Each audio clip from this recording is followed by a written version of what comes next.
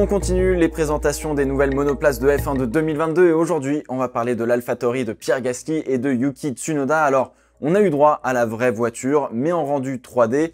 Et même si on a une forme assez générale, on nous cache encore et toujours pas mal de détails.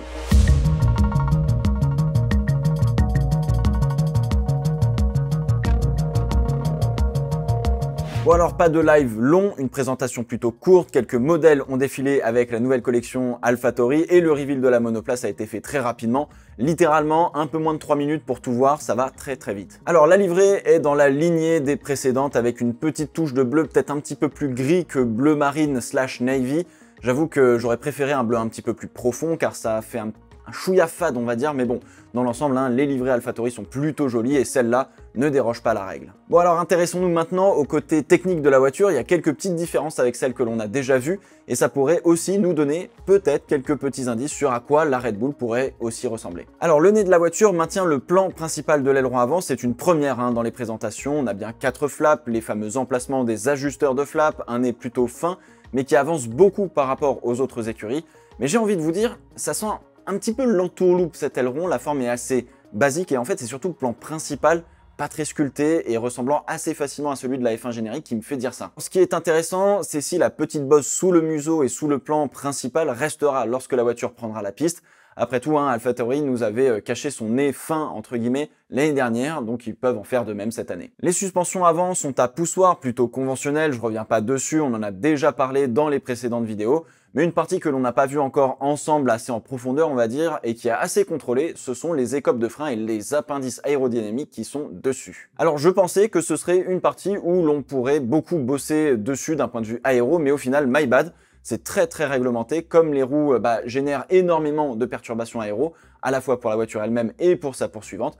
On veut pouvoir finalement réduire le niveau de perturbation sans pour autant fermer les roues et construire un prototype du type Le Mans. On a donc le garde-boue sur la partie supérieure pour contrôler, ou plutôt on va dire calmer le flux d'air turbulent créé par la roue en mouvement. On a une encoche dessus et je suppose qu'on ne pourra pas avoir grand chose d'autre.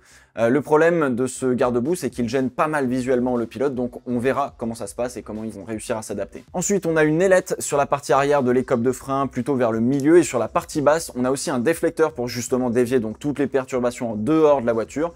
Les équipes pourront faire quelques ajustements, on va dire, dans la forme globale, mais ce sera vraiment très minimal. Alors en vrai, si on laisse cette région libre pour un ingénieur, autant vous dire que ça peut partir dans des délires de bargeboard totalement aberrants et très perturbants pour la voiture qui suit au final, et donc ce serait aller à l'inverse du but de la nouvelle réglementation, et ça, c'est pas ce qu'on veut. Alors les entrées d'air latérales sont façon Aston Martin, même s'il faut un peu s'approcher. On a effectivement une zone un peu plate comme chez Aston Martin sur la partie extérieure de la prise d'air. En fait, ces prises d'air sont positionnées au maximum en avant, ce qui, d'un point de vue, on va dire, réglementaire, les oblige à avoir une forme carrée et cette fameuse petite excroissance un peu plate. Alors comme sur l'Aston Martin, on a une très grosse découpe sous le ponton, donc là aussi, on veut faire passer un maximum d'air vers le diffuseur et l'arrière de la voiture. On a un gros bargeboard pour faire le tri entre ce qui rentre dans le fond plat et ce qui doit dégager sur l'extérieur, et on arrive sur la partie un petit peu plus arrière de la voiture, et là, on va faire, on va dire, une supposition. Avec ce que l'on nous a présenté, on a une sorte de troisième philosophie pour gérer l'appui aérodynamique de la voiture. On sépare le flux qui passe autour de la voiture en deux. Le flux qui passe sous les prises d'air latérales vont suivre la coupe que l'on a dessinée, mais ce flux ne va pas se retrouver sur la partie supérieure du diffuseur comme chez Aston Martin, mais sur la partie latérale vers les écopes de frein arrière. On a un deuxième flux qui passe par le dessus de l'entrée d'air et qui va redescendre en suivant la courbure du ponton et qui va pour le coup se diriger tout droit vers la partie supérieure du diffuseur. Le premier flux permet d'alimenter le diffuseur par chaque côté en plus d'alimenter les ailettes sur les écopes de frein arrière. Si on alimente en appui ces ailettes, on appuie directement la roue continuellement puisque l'on ne passe pas par en fait, la suspension pour appliquer la charge. On n'est donc pas dépendant des mouvements de caisse et des bosses en fait, qui sont sur la piste qui peuvent faire perdre justement un peu d'appui aérodynamique au fond plat et ça, on veut essayer de le limiter au maximum. Alors j'ai envie de vous dire, c'est trop beau pour être vrai et le ponton me paraît quand même assez basique et cachant quelque chose en même temps. Donc, il peut s'avérer que ma supposition est totalement fausse, mais je trouve qu'elle fait quand même un minimum sens. Alors au final, c'est une philosophie qui est un petit peu hybride entre avoir un ponton façon Aston Martin à l'avant et un arrière similaire à celui de la McLaren ou de la Haas, mais plus directive dans les flux. L'aileron arrière est assez basique, là aussi je suppose qu'on nous cache quelques petites choses et les suspensions arrière sont à tirant, donc la façon conventionnelle et préférée depuis des années par les F1. Et alors là, vous allez me dire, mais qu'est-ce qu'on a de Red Bull là-dedans? Les suspensions arrière notamment et la boîte de vitesse, donc est-ce que l'on partira sur une manière de gérer les flux vers l'arrière similaire chez Red Bull?